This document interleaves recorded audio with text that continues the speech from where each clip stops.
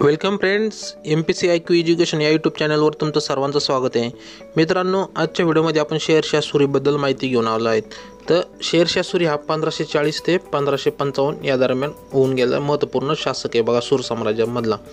तर त्यापूर्वी तुम्हाला माहीत असेल, ज्यावेळी मुघल भारतात आले बघा, तैमुरी वंश जो बाबर आला, जो संस्थापक मानला जातो मुघल साम्राज्याचा, त्याच्यानंतर जे हुमायून आला बघा साम्राज्यामध्ये. तर हुमायूनच्या काळामध्ये काय झालं, जे हुमायूनचे काही युद्ध झाले बघा अफगाणी शासकासंग, तर त्यांनी अफगाण शासकांना काय केलं, नाराज केलं होतं. त्याच्यामुळं त्या काळात शेरशाह सुरीचं काय झालं, आगमन झालं आणि ते त्याला काय झालं, लीडरमध्ये तो उदयास आला. तर त्यामध्ये हुमायूनला त्यांनी काय केलं, पहिलं युद्ध जरी हरवलं होतं हुमायूननी शेरशाहला, पण नंतरचे जे महत्त्वपूर्ण 2 युद्ध झाले बघा, ते आपण पुढे पाहणार आहोत. त्या युद्धामध्ये शेरशाह सुरीने कसं हुमायूनला हरवलं याबद्दल सर्व पाहणार आहोत. तर मित्रांनो, जे शेरशाहबद्दल आपण युद्धाबद्दल एवढा काही विचारित नाही आपल्या परीक्षेत, तर आपल्याला त्यांनी काय सुधारणा केल्या त्याबद्दल आपल्या परीक्षेत क्वेश्चन हमखास टाकले जातात. आणि आत्तापर्यंत जे क्वेश्चन पडले आहेत बघा 2001 नंतर, तर ते फक्त त्याच्या सुधारणेवरच सुद्धा पडलेले आहेत. त्यामध्ये चांदीचा 1 रुपया आहे, त्यावर एक पडले, आणि त्यांनी जे रस्ते वगैरे न्यायव्यवस्था कशी होती त्याबद्दल क्वेश्चन बऱ्याचदा विचारले. तर आपण ते सर्व या व्हिडिओमध्ये पाहणार आहोत. मित्रांनो, त्यापूर्वी आपले MPC IQ एज्युकेशनला तुम्ही जर अजून सबस्क्राईब केलं नसेल आणि शेजारी जर बेल आयकॉनला अजून प्रेस नसेल केलं, तर तुम्ही ते नक्की करून घ्या, कारण आपल्या व्हिडिओचे नोटिफिकेशन तुम्हाला लवकर भेटत नाही. त्यामुळे तर पहा मित्रांनो, तर बघा शेरशाह सुरी साम्राज्य बघा तुम्हाला इथे दिसत असेल, तर हा आसामचा प्रदेश सोडला, नंतर जम्मू काश्मीरचा प्रदेश सोडला, जम्मू काश्मीर, आसाम आणि गुजरातचा प्रदेश हा ह्यो भाग जर सोडला आपण, आणि दक्षिण भाग म्हणजे उत्तर भारतातला जम्मू काश्मीर, आसाम आणि गुजरातचा भाग जर सोडला, तर संपूर्ण साम्राज्य काय आहे, शेरशाह सुरीच्या साम्राज्यामध्ये काय झालेलं आहे, हे सम्मिलित होतं. उत्तर भारतात जे हुमायूनचं जो संपूर्ण असं भाग काय होता, यांनी शेरशाह सुरीने आपल्याकडे घेतला होता. त्याचा कार्यकाळ होता 1540 ते 1545 या दरम्यान. दिल्ली सल्तनत नावाने ओळखत होता, पण त्याचं वेगळंच साम्राज्य होतं जे सूरवंश म्हणून ओळखलं जातं. ते 1556 मध्ये पुन्हा काय केलं, हुमायूनने ताब्यात घेतलं होतं. तर आपण ते पूर्ण पाहणार बघा. शेरशाह सुरीचं मकबरा आहे बघा, टॉम म्हटलं जातं त्याला. त्यांनी हे स्वतः बांधलं होतं, साईडने तळ्यासारखं उभारलं होतं. त्यानंतर ते स्वतःच्या काळामध्ये त्यांनी काय केलं होतं, ते मकबरा बांधला होता. हे महत्त्वपूर्ण आहे. त्यानंतर बघा काही महत्त्वपूर्ण शॉर्टमध्ये तुम्हाला दिलं, जे परीक्षेच्या दृष्टीने महत्त्वाचं आहे. त्याचं साम्राज्य होतं जे भारतामध्ये बघा, सूर साम्राज्य 1540 ते 1556 या दरम्यान होतं उत्तर भारतामध्ये. नंतर त्यांनी पहिल्यांदाच काय केलं, रुपया हे काय केलं, चालू केलं. नंतर त्यांनी पाटलीपुत्र, जे पटना नावाचं काय केलं, पाटलीपुत्राचं नाव बदलून काय ठेवलं, पटना हे नाव ठेवलं. नंतर शेरशाहला काय म्हणून ओळखलं जातं, जे त्यांनी वाघाची शिकार केली होती म्हणून, मोहम्मद शाह म्हणून होता जोनोई म्हणून, त्यांनी काय केलं होतं, शेरशाहला काय दिलं, शेर खान म्हणून नाव दिलं. ते आपण ते पूर्ण पाहणार आहोत. नंतर चेटगावचं सुद्धा ते ग्रँड ट्रॅक रोड्सचं म्हटलं जातं, जे पश्चिम बंगालपासून तर थेट पंजाबच्या भागापर्यंत जातं. नंतर त्यांनी चंदे राजपूत खिलाफ हे केलं होतं, पण ते आपल्याला एवढं महत्त्वाचं नाही. तर पहा मित्रांनो, त्याची थोडक्यात माहिती. त्याचा जन्म 1486 मध्ये झाला होता, जे सरसम रोहतांग डिस्ट्रिक्टमध्ये झाला होता. मृत्यूसुद्धा कालिंजर येथे झाला होता. त्याचा धर्म इस्लाम होता तुम्हाला माहिती. नंतर डेन्सिटीमध्ये ओळखली जाते, ती सूर साम्राज्याची ओळखली जाते. इस्लाम शाह सुरी म्हणून त्याच्यानंतर आला होता. त्याने प्रोसेड केलं होतं हुमायूनला. हुमायून पहिल्यांदा राजा होता इथं दिल्लीमध्ये, तर त्याला प्रोसेड करून हा शेरशाह सुरी आला होता. त्याच्या वडिलांचं नाव आहे मैन हसन खान सूर. तर हे काय होते, इक्तेदार म्हणून होते मुघलांकडे, नाही अफगाणी जे साम्राज्य होतं बघ पंजाब, तिकडं ते इक्तेदार म्हणून काम करीत होते. त्याचे कार्यकाळ राहिला तो 17 मे 1540 ते 15 मे 1545 मध्ये या रिजनमध्ये राहिलं. पण त्याचं जे बघा 40 ते 56 मानलं जातं. या कार्यकाळामध्ये तो सूर साम्राज्याचा त्यांनी प्रशासन पाहिलं आहे. आता पूर्ण डिटेल असं आपण पाहू. तर बघा शेरशाह सुरीचा रुपया जो खूप फेमस आहे, आणि पहिल्यांदा जे चांदीचा रुपया आणला बघा, तर हा कोणी आणला होता, शेरशाह सुरीने आणला होता. हे महत्त्वपूर्ण आहे. हा रुपया नक्कीच बघून घ्या, कारण पहिला जो भारतात रुपया आणला तो कोणी आणला, शेरशाह सुरीने आणला. चांदीचा रुपया लक्षात ठेवा, हे महत्त्वाचं आहे.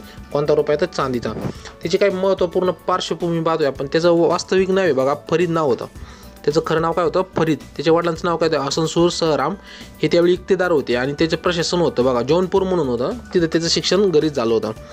त्यानंतर काय झालं, वडिलांमध्ये आणि त्याच्यामध्ये थोडं काय तरी संघर्ष होत होता थोडा याच्यामुळं. त्याच्यामुळे त्याला काय करायचं सारखंच भटकंती करावी लागत होती. पण वडिलांच्या मृत्यूनंतर काय झालं, त्याला तेथील जहागिरी भेटली. हे महत्त्वाचं आहे की त्याच्या वडिलांच्या काळातच त्याला काय झालं, जे प्रशासनाचे काही धडे होते तर ते त्याला तिथेच शिकायला भेटले. नंतर काय झालं, जे नंतर अफगाणी शासक होते बघा, ते इक्तेदार म्हणून त्याचे वडील कामाला होते. मोहम्मद शाह नवाने हाती दिलेच होता. शेरशाह होता बघा, त्याचं नाव फरीद होतं. तर फरीद त्यावेळी त्यांनी काही वाघात शिकारी केली होती. यावेळी मोहम्मद शाह नवानी यांनी काय दिली, शेर खानची पदवी त्याला दिली होती. त्याच्यामुळे तो शेर खान ओळखू लागला होता. शेरशाह नंतर नाव सांगणार मी तुम्हाला कधी झालं ते एक युद्ध झालं होतं बघा हुमायूनसोबत. तर त्यानंतर शेरशाह म्हणून त्यांनी स्वतःला पदवी दिली होती, ते आपण पाहणार आहे. नंतर बघा मुघलांबरोबर त्यांनी काय केलं होतं, चंदेरीच्या युद्धात सुद्धा भाग घेतला होता. पहिल्यांदा काय केलं, जे 1528मध्ये बाबरचं युद्ध झालं होतं बघा, चंदेरी युद्धात. माझ्यामध्ये आपण मागच्या व्हिडिओमध्ये बघा हा टॉपिक घेतला हुमायूनमध्ये, तर त्यामध्ये आपण सगळं कंप्लीट केलं आहे. तुम्हाला जर व्हिडिओ पाहिजे असेल तर मी ती आय बटनला वर उजव्या हाताला देईन, नाही तर व्हिडिओच्या शेवटची देईन, तर ते तुम्ही नक्की पहा. हुमायूनच्या संपूर्ण असं घेतलेलं आहे. तर चंदेरी युद्ध कसं झालं ते आपण त्यामध्ये डिक्लेअर असं स्पष्टीकरण दिलेलं आहे. त्यानंतर महत्त्वाचं म्हणजे 1529मध्ये बाबरने काय केलं होतं, अफगाण विरुद्ध पुढच्याच वर्षी काय केलं, अफगाण विरुद्ध युद्ध पकडले होते. त्यावेळी काय झालं, अफगाणचा शासक होता बघा, आणि हा त्याच्याकडे कामाला होता आपला शेरशाह सुरी हे होता. तर त्यांनी काय सर्वांनी मिळून युद्ध केलं होतं अफगाणाबरोबर. अफगाणी जे होते ते सर्वांनी काय केलं होतं, बाबर विरुद्ध युद्ध केलं होतं. आणि त्यावेळी काय झालं, शेरशाह सुरी होते याच्यात काय लिडरशिप नव्हती, त्याच्यामुळे काय झालं होतं, युद्ध हारलं होतं. तर हे त्यावेळी काय ते अफगाण हारले होते मुघलांसोबत. तर मग त्यानंतर काय झालं, जे तिथं हारल्यामुळे काय झालं, अफगाण यांनी काय केलं, शेरशाह सुरीला काय केलं, थोडीफार लिडरशिप दिली. त्याच्यामुळे त्याचं नाव पुढं काय झालं, फेमस होऊ लागलं. आणि त्याला काय झालं, घाघराचे जे युद्ध झालं होतं बाबर आणि अफगाणी याच्यामध्ये 1529ला, त्या युद्धानंतर शेरशाह सुरीला काय भेटलं, लिडरशिप भेटली. हे महत्त्वाची. त्यानंतर काय केलं, त्याच्या कार्यकाळणीमध्ये त्यांनी काय केलं, ज्यावेळी लिडरशिप भेटली बघा, त्यानंतर त्यांनी पहिलं युद्ध झालं, पहिलं जे केलं त्यांनी बंगालवर ताबा मिळवला बघा. पहिल्यांदा काय केलं, बंगाल, हुमायून ज्यावेळी तिकडं गुंतलेला होता युद्धामध्ये, त्यावेळी त्यांनी काय केलं, बंगालवर विजय मिळवला होता. नंतर 1537 तर 1540 ॲक्च्युअली तिथं 1540 जणांनी तेव्हा हुमायूनसोबत 3 युद्ध झाले होते. त्यामध्ये ते पहिलंच युद्ध हारलं होतं, जे चुनारचं युद्ध म्हटलं जातं. तर शेरशाह सुरी हा त्यावेळी हारला होता. पण जे नंतर 1539ला जे युद्ध झालं, चौसाचे युद्ध, त्यामध्ये काय झालं, हुमायून हा पहिल्यांदा हारला होता शेरशाह बरोबर. त्यानंतर जे हे युद्ध झालं बघा चौसाचं, त्यानंतर जे शेरखान होता त्यांनी काय केलं, शेरशाह ही पदवी स्वतःला धारण केली. नंतर 1540मध्ये महत्त्वाचं म्हणजे बिलग्रामचं युद्ध झालं होतं. शेरशाह यामध्ये काय झालं होता, विजयी झाला होता हुमायूनसोबत. नंतर हुमायून खूप घाबरायला लागला होता याला, शेरशाह सुरीला. त्यानंतर त्यांनी कधीच पुन्हा अटॅक नाही केला जोपर्यंत शेरशाह सुरी मृत्यू पावला नाही.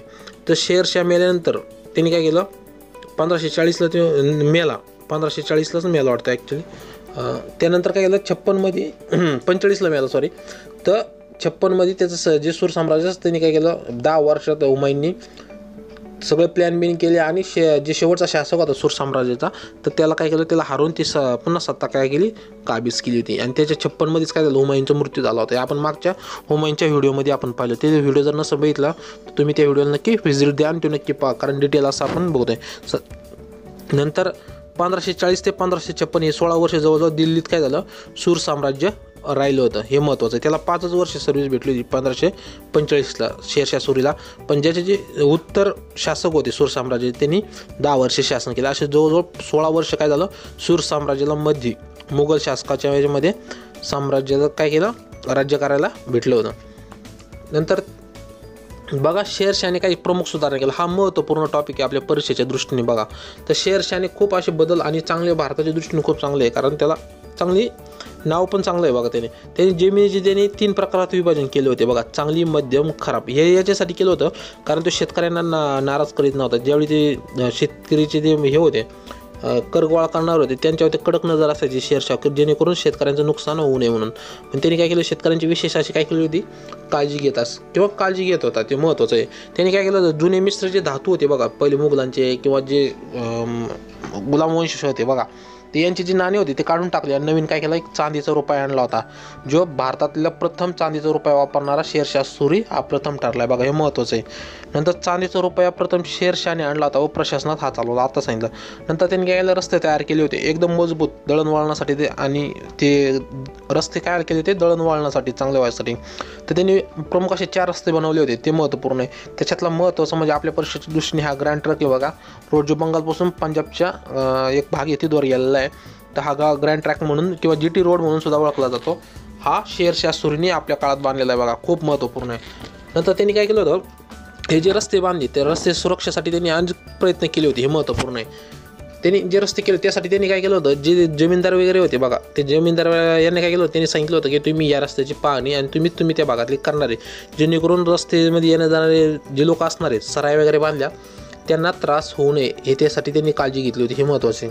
त्याच्या काळात बघा उच्च न्याय व्यवस्था होती, म्हणजे न्यायदान ते करणारे त्यासाठी ते एक उच्च ठेवली होती, जेणेकरून कोणावर हे होऊ नये, कोणाला न्याय मिळून त्रास होऊ नये यासाठी त्यांनी केलं होतं।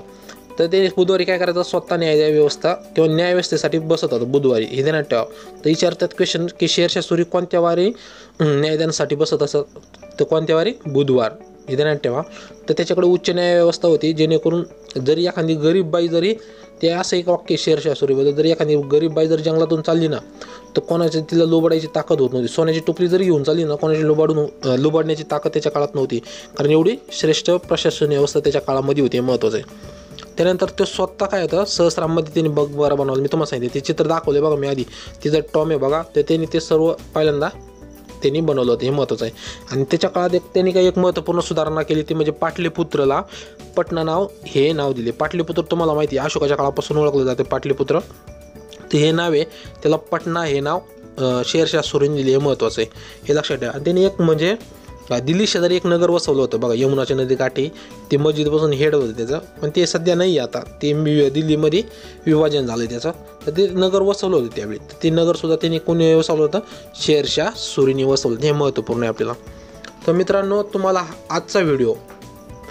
आजचा जे शेरशाह सूरीबद्दल जो व्हिडिओ आहे तुम्हाला कसा वाटला नक्कीच कमेंट करून सांगा। जर व्हिडिओ आवडला मित्रांनो तर नक्कीच व्हिडिओला लाईक करा, आपल्या चॅनलला सबस्क्राईब करा।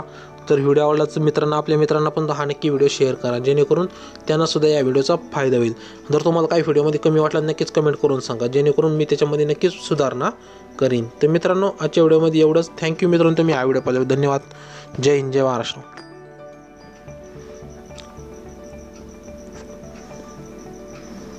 होय, त्याचं टॉम आहे मित्रांनो, होय टॉम आहे, त्यांनी स्वतः बांधलं होतं।